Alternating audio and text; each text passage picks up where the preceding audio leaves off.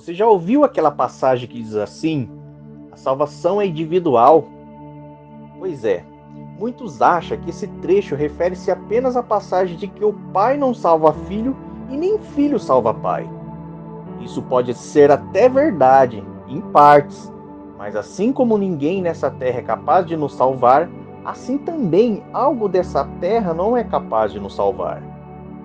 Sabemos que a salvação é inteiramente em Jesus Cristo e que a fé nele é a única maneira de chegarmos a Deus e que nada dessa terra, quer templo, paredes, igrejas, nem mesmo crenças inventadas por homem, será capaz de colocar o homem nos caminhos de Deus, pois o próprio Jesus é o caminho, a verdade e a vida, e a palavra de Deus se fez carne, que é o verbo de Deus. Mas como muitos enxergam a salvação, há um grupo de irmãos que entende que para ser salvo, basta estar dentro dos planos de Deus, ou melhor, ser escolhido por Deus, independente de suas vontades ou livre escolha, e pelo motivo de estarmos todos caídos e destituídos da glória, Deus olhou e escolheu a dedo a quem ele iria salvar. Esse grupo de pessoas, nada mais e nada menos, são chamados de calvinistas, ou que seguem uma doutrina de João Calvino, um homem de Deus que foi um teólogo, líder religioso e escritor francês, considerado como um dos principais líderes da Reforma Protestante. Muitos desses creem na predestinação, tanto para a salvação como a pré-ordenância para a condenação do homem, independentemente de sua escolha, ou seja, não consideram livre-arbítrio e que os salvos já estão destinados, querendo ou não, a ter fé em Jesus e que os condenados, por mais que eles tentem se achegar à luz, não conseguirão. Talvez pensam assim por acharem que as concupiscências desses pré-ordenados à condenação são mais fortes que a fé em Jesus. Já por outro lado, chamados de arminianos, são a grande massa de pessoas que consideram o livre-arbítrio. Muitos, em partes, concordam na predestinação dos salvos, no que tange a presciência de Deus. Ou seja, Deus predestinou seus santos para serem a imagem de Cristo exatamente por saber o futuro e quem iria de fato se salvar. Mesmo Deus tendo todo conhecimento de quem o aceitaria ou não, os arminianos não descartam as passagens bíblicas que deixam bem claro que o desejo de Deus é que ninguém se perca, mas que todos cheguem ao arrependimento, dando assim a possibilidade de todos terem a oportunidade de se salvar por seu livre-arbítrio. Irmãos, a ideia desse vídeo não é aprofundar sobre a predestinação e o livre-arbítrio, mas é apresentar as duas linhas de pensamentos que devemos tomar grandes cuidados com qualquer teologia mal interpretada pelo homem, e que venhamos sempre confiar inteiramente na teologia bíblica, pois a palavra de Deus não pode ser contraditória. Vamos aqui, irmãos, lembrar de um fato histórico que aconteceu entre um arminiano e um calvinista. Um chamado John Wesley, nascido na década de 1703, arminiano, e George Whitefield, pastor calvinista, onde os dois se respeitavam e trabalhavam até juntos. Um de um lado, acreditando na salvação através do livre-arbítrio, e o outro acreditando na salvação pela predestinação. Certo dia, alguém malicioso perguntou a George, o calvinista, o que ele achava de Wesley, e ele respondeu: é o homem mais santo do mundo, e eu gostaria que ele pregasse no meu funeral. E de fato, meus irmãos, ele pregou. E perguntaram a Wesley o que ele achava de George. Você acha que irá encontrá-lo no céu? E Wesley disse: eu acho que não. E disseram: como não? E Wesley disse: eu acho que ele estará tão perto de Deus que eu não conseguirei alcançá-lo. Então, meus irmãos calvinistas e arminianos, vocês não são inimigos e nem hereges, apenas interpretam acerca da salvação por uma linha diferente. Calvinistas estão em Cristo desde que suas pregações são para levar o cristão à santidade, a verdadeira fé e uma vida com Cristo, assim como arminianos também estão em Cristo desde que preguem que as obras que o crente pratica são produzidas através do fruto do Espírito para Deus, não para a vanglória ou soberba humana. Então, irmão Wellington, o que você é? O que você acredita? Você é calvinista ou arminiano? Meus irmãos queridos, eu não sou nenhum dos dois, pois em parte as duas linhas teológicas acerca da salvação estão corretas, mas há um perigo em ambas linhas de pensamento. Em partes, Calvino está certo em dizer sobre a predestinação da salvação, pois está escrito em Romanos. Já por outro lado, arminianos estão corretos sobre o livre-arbítrio, pois de fato também está escrito que, uma vez o homem provando do Espírito Santo, e mesmo assim negar o Salvador e apostatar, já não resta mais perdão. Assim também como está escrito que Deus amou o mundo de tal maneira, pois se ele amou o mundo todo, não foi para predestiná-los à condenação. Assim também como Cristo manda irmos e anunciarmos o Evangelho a toda criatura, e quem crê será salvo, e quem não crê já está condenado. Isso também significa que depende da aceitação do homem ser salvo ou não, pois Deus ofereceu o seu Filho, que é a sua graça, e cabe ao homem aceitar ou dar as costas. Deus não quer que ninguém se perca, mas que todos chegam ao arrependimento. E, portanto, eu creio que Deus não predestinou nem pré-ordenou alguns para a condenação, pois não há ordem no princípio para o homem pecar. Então, meus irmãos, vamos para a palavra de Deus para entender tudo sobre a salvação. Ao definirmos que o homem, ao ler Romanos capítulo 8, do versículo 29 ao 30, que fala sobre a predestinação dos santos para serem conforme a imagem de Cristo, conseguimos enxergar que de fato há uma predestinação. Mas quando olhamos para o texto de 2 Pedro capítulo 3, no versículo 9, que diz que Deus não quer que ninguém se perca, mas que todos chegam ao arrependimento, concluímos que o fato de Deus predestinar para a vida eterna não significa que ele predestinou e nem pré-ordenou alguém para a condenação eterna. Uma vez que temos que ser inteligentes de saber que a palavra de Deus não entra em contradição. A ordenação que Deus deixou acerca da perdição é apenas aquela que o próprio Deus deixou escrito. Ou seja, a ordem de Deus é clara quando ele diz que se o homem não se arrepender de seus pecados, ele morrerá, tanto de forma material quanto de forma espiritual. E isso é uma ordenança, mas muitos esquecem das ressalvas que livra o homem dessa condenação, que é o arrependimento. Então, de fato, a Bíblia não deixa claro que Deus apontou para um grupo de pessoas e disse assim, que essas pessoas, querendo ou não, serão condenadas. Por mais que muitos queiram definir e entender sobre Deus a fundo, nem tudo será compreendido. E com isso não devemos tirar conclusões humanas acerca de tudo, pois nem toda a complexidade de Deus será revelada quando estivermos nessa vida. Pois está escrito que na glória conheceremos a Deus como Ele conhece a nós. Portanto, nosso conhecimento sobre Deus aqui nessa terra é limitado apenas nas Escrituras. Muitos podem dizer que a igreja correta a ser seguida é a igreja reformada X ou Y. Outros dizem que é a igreja pentecostal. Outros dizem que é a igreja que te leva para Cristo. Uns chegam a ir até além disso. Dizem que a salvação está só em quem batizar nessa igreja ou naquela igreja. Dizem que a salvação está aqui, se você seguir essa doutrina, pois aqui é a verdadeira graça. Aqui é a estrela de Davi que leva a Jesus. Veja só esse vídeo aqui de um irmão pregando e falando que a sua instituição religiosa é a graça de Deus.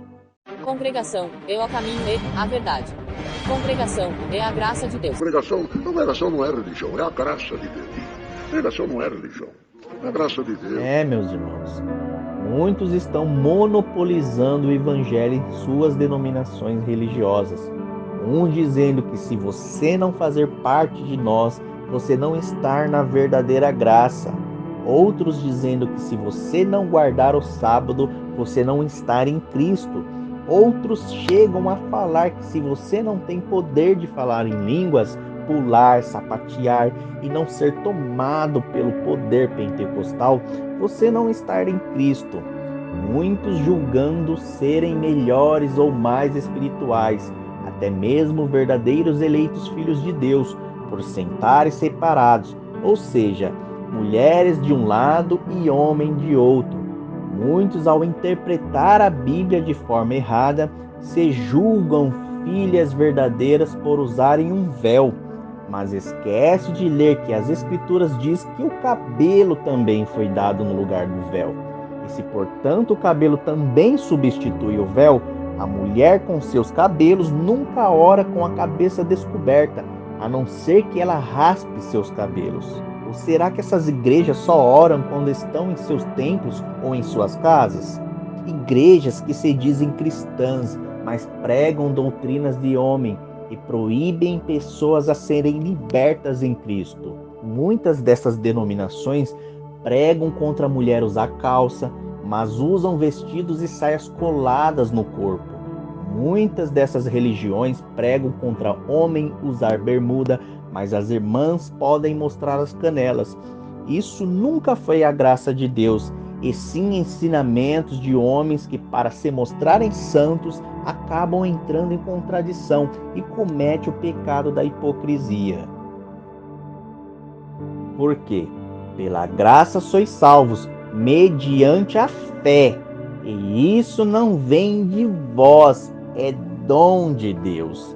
Não vem de obras, para que ninguém se glorie, pois somos feitura dele, criados em Cristo Jesus, para boas obras, as quais Deus de antemão preparou para que andássemos nelas. Então, meu irmão, faça uma pergunta a si mesmo.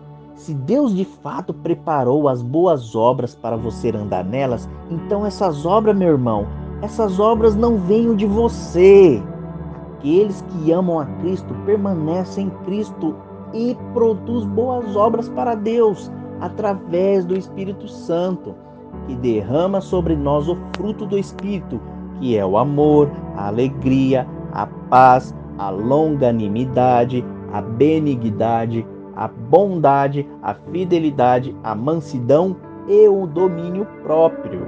Em Gálatas capítulo 5, versículo 22, diz que o fruto do Espírito é contraditório às obras da carne, pois as boas obras produzidas por aquele que vive em Cristo é algo natural do Espírito Santo e não tem a intenção de trazer glória ao homem, nem trazer status a fim de mostrar a todos que sois santo porque faço o bem. Fazer o bem para provar a si mesmo que é santo, isso é glória humana, isso é soberba, puro orgulho, que geralmente impõe o homem à hipocrisia. Veja um exemplo de um irmão que se diz cristão. Veja como ele age e tira suas conclusões para ver se ele tem mansidão, domínio próprio, alegria e amor. Vejam o vídeo. E esse local é na onde prega a verdade, não tem dízimo, não tem roubo de ninguém, as pessoas ajudam os pobres com coleta, entendeu? Lá os necessitados são supridos. Eu vou ficar aqui no lugar de cão, no meio dos cães. Eu vou ficar no meio de cães, ouvindo cães falar. Cães vai dar paulada na cabeça, vai pro inferno os cães. Morra, seus cães do inferno, seus demônios, seus espíritos contrários. Mas o fruto do Espírito é algo natural de Deus. É tipo você não vivendo por você, nem tomando atitudes por você, mas para agradar a Deus. O motivo das boas obras produzidas pelo Espírito Santo é evidência do próprio fruto do Espírito, que é a própria ação de Cristo agindo em você. pois você já não vive em você, mas Cristo vive em você. E essa é a essência da salvação em Cristo. Em Romanos capítulo 12, Paulo fala que devemos oferecer um corpo como sacrifício vivo. E isso é um paradoxo, pois sacrificar é matar. E Paulo está dizendo, mata, mas não mata de verdade. Deixa o corpo vivo. O que Paulo quer dizer é que devemos matar as nossas vontades carnais para viver em espírito. Os irmãos podem perceber que lá em Colossenses capítulo 3, no versículo 5, está escrito assim: fazeis morrer a vossa natureza terrena.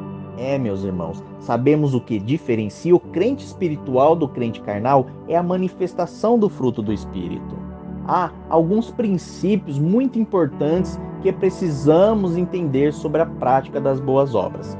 Em primeiro lugar, as verdadeiras boas obras diante de Deus só podem ser praticadas por aqueles que foram regenerados pelo Espírito Santo. Isso quer dizer que, sem fé genuína, é impossível haver boas obras. Será que esse irmão do áudio teve a fé genuína em Cristo? Ou ele crê que Jesus não é o único suficiente Salvador e precisa de algo a mais para se salvar? Veja um áudio de um irmão que declara que a sua instituição é o próprio Cristo. Qual a pergunta que você faz? Se você escolhe Jesus ou a CCB? E a CCB é o quê? A CCB prega o quê? Prega Jesus. Prega essa única igreja que prega a salvação, que fala para o povo se salvar, ser fiel até o fim. Faz uma Santa Sé decente, lembrando do Senhor Jesus. E você está falando que escolher a CCB é Jesus. Jesus está na CCB. CCB é Jesus. É Deus. É o Espírito Santo. Aquele local ali é Deus que está ali.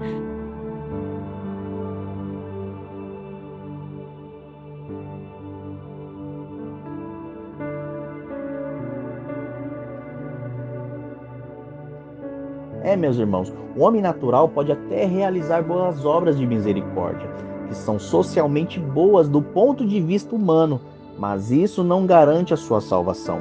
Apesar do pecado, por causa da graça comum de Deus, nem todos os homens são tão maus quanto poderiam ser. Como portador da imagem de Deus, mesmo que essa esteja desfigurada pelo pecado, ainda há no homem certa consciência moral.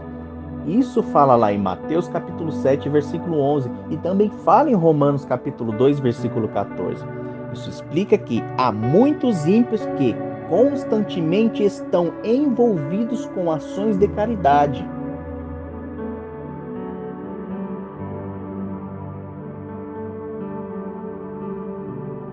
Porém, do ponto de vista de Deus, será que tudo que parece ser bom aos nossos olhos pode ser considerado boas obras? O profeta Isaías responde essa questão dizendo que todas as boas ações dos homens são como trapos imundos por causa da sua impureza.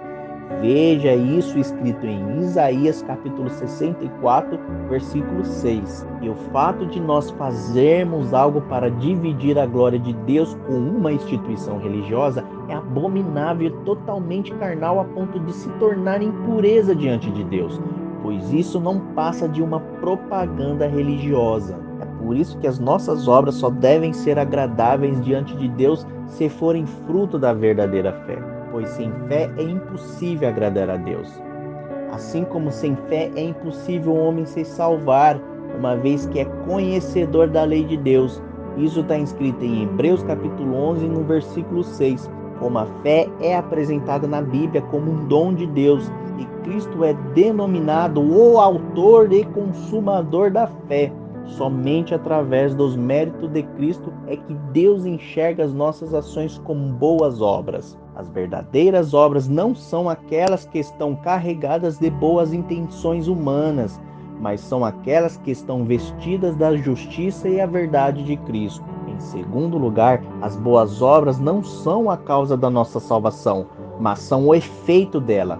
Os crentes não praticam boas obras para serem salvos, mas praticam boas obras porque são salvos.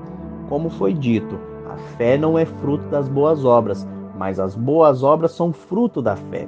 Por isso que Tiago escreveu que a fé sem obras é morta em si mesma. Isso não significa que a salvação se condiciona tanto à fé quanto às obras, mas o que Tiago está querendo te dizer é que a sua fé vem primeiro e ela só permanece viva se a mesma produz por si própria boas obras em Cristo. Ou seja, a obra é evidência da fé. Assim como uma árvore que não dá fruto está morta em si mesma, a fé sem obras também está morta. Pois o que adianta ter um pé de abacate cheio de folhas verdes se ele não produz um só fruto? É a mesma coisa desse pé de abacate estar morto, você não concorda? O que eu faria com esse pé de abacate? Eu arrancaria ele e jogaria ele fora e seus troncos ao fogo. Assim como Jesus fala que a árvore que não dar fruto, lançai ao fogo. Veja o que diz em Tiago, capítulo 2, versículo 17. E depois vejam o que Jesus falou em sua parábola da videira. Em terceiro lugar, as boas obras são para a glória de Deus. Jamais devemos querer praticar boas obras buscando reconhecimento próprio. Isso está escrito lá em Mateus capítulo 6, versículo 1. Praticar boas obras de misericórdia esperando o louvor dos homens é um comportamento hipócrita. Está escrito lá em Mateus capítulo 6, no verso 2. A Bíblia diz que em tudo o que fizermos devemos buscar a glória de Deus. Em 1 Coríntios capítulo 10, no versículo 31, o Senhor Jesus nos ensina: assim resplandeça a vossa luz diante dos homens, para que vejam as vossas boas obras e glorifiquem o vosso Pai que estás no céu. Isso também está em Mateus capítulo 5, versículo 16. Então, irmãos, não glorifique o homem, nem a instituição religiosa ao qual esse homem pertence. Para aqueles que ainda acham que somos salvos ou justificados pelas nossas obras, sem que essas obras sejam manifestas através do Espírito Santo e pela fé em Cristo, mas pelas obras da lei, ou seja, aquelas que fazemos para cumprir um mandamento de uma lei por medo de ser penalizado. Veja o que diz em Romanos capítulo 3, no versículo 28. Concluindo, pois, que o homem é justificado pela fé, sem as obras da lei. Ou seja, quem está concluindo isso? Sou eu? É você? Não, meus irmãos, é a própria palavra de Deus. Mas, irmão Hélito, lá em Efésios também não fala que somos justificados pelas obras? Calma, meus irmãos. Lembre-se que em Efésios está se referindo às obras manifestas através do Espírito Santo. Não aquelas obras que fazemos por obrigação de lei, ou mandamento para cumprirmos algo e dizermos que somos santos, ou aquelas obras que fazemos por medo de morrer. Mas, irmão Wellington, como assim morrer? Eu explico, meus irmãos. Veja que na lei de Deus entregue a Moisés aqueles que cometessem adultério não seriam mortos? Lembra daquela passagem da mulher que foi pega em adultério e entregue a Jesus para ser apedrejada? Então, muitas pessoas não adulteravam por medo de morrer, não por amor à fé em Deus. Agora você entende por que Deus teve que enviar o seu Filho? Não para abolir a lei, mas para fortificar a lei de Deus de uma forma diferente. E essa forma intensa, poderosa, sublime, se chama fé em Jesus, que transborda através do fruto do Espírito Santo em nossos espíritos, irmãos.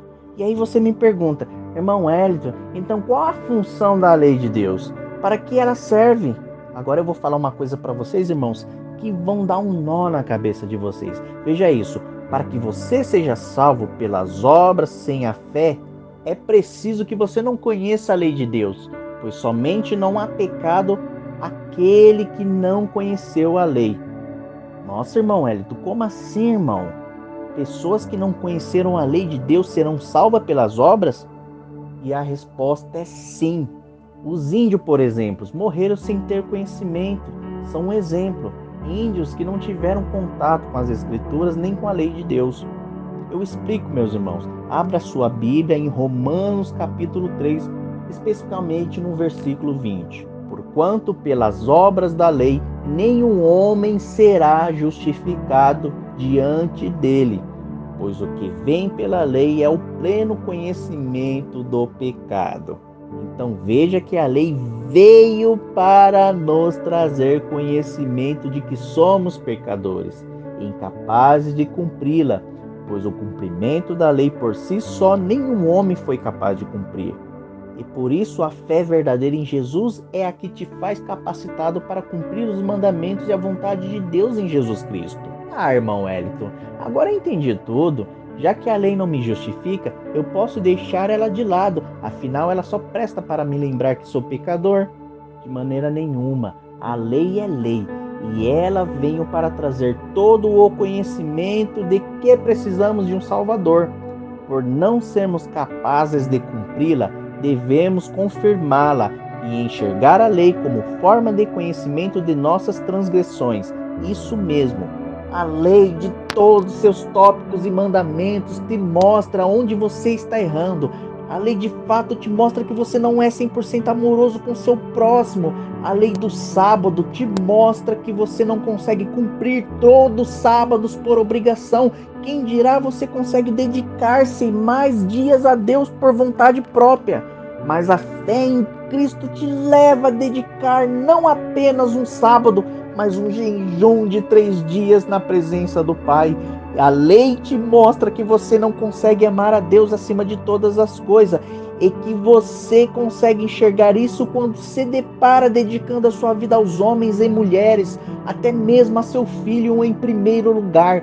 Mas a fé em Cristo te leva a sofrer por amor ao Evangelho. A lei te traz o conhecimento de que você não pode comer carne de porco porque na época o porco era sujo. Mas a fé te leva a não comer por 3 dias para pôr em sacrifício o seu próprio corpo contra as vontades das guloseimas que você consome todos os dias. A lei te lembrava que você tinha que levar no templo de Jerusalém 10% do cominho, da hortelã, 10% das suas produções em campo, do leite de seus animais para comer no templo, para ajudar os levitas, para suprir os órfãos e viúvas. Mas a graça te leva a se compadecer do seu próximo quando está necessitado com a barriga roncando. A graça te leva a suprir o teu próximo independente de quem ele seja e de qual a sua religião. A graça te faz repartir o seu pão não mais 10% obrigatório, mas em 50, 60 ou até 100. A graça te leva a entregar o teu calçado para aquele que não tem o que vestir. Até mesmo para ajudar aquele irmão que vive para o Evangelho, a graça te faz lembrar dele. A graça te faz cumprir os mandamentos de Deus por amor, não por obrigação a uma lei. Portanto, quem tem a graça em Cristo anda na justiça e na verdade e é salvo por essa verdade que se chama Jesus. Mas quem tem obrigação à lei ainda não nasceu do Espírito, pois esqueceu de matar a sua carne para dar lugar ao Espírito Santo de Deus. E uma vez o Espírito de Deus não achando lugar em você, você ainda está debaixo da ira de Deus, portanto não está salvo. Meus irmãos, em Romanos, no capítulo 7, verso 7, diz que quando não há lei, o pecado não é levado em conta. Isso explica que aqueles que não conheceram a lei de Deus serão salvos pelas obras? Isso mesmo, meus irmãos. Estou dizendo daquele que nunca ouviu falar de Deus e das Escrituras. Mas você que me ouve, que já não é mais inocente e portanto sabe que não deves matar, roubar, adulterar, mentir, idolatrar, não é mesmo? Você já sabe que não deve adorar outros ídolos, sabe que não deve cometer heresias de perdição, nem apoiar coisas erradas. Você sabe que não deve ser hipócrita, arrogante e sabe que a falta de amor ao próximo quebra o 2º mandamento da lei de Deus. Você também sabe que se dividir o seu amor com outros ídolos, seja por meio de imagem ou pessoas, que mesmo amar mais ao seu próprio filho do que a Deus, você não é digno de Deus e não é digno da salvação, pois se assim leva uma vida nessa prática sem o arrependimento, ainda é considerado louco e está no mundo, pois já pertence ao mundo.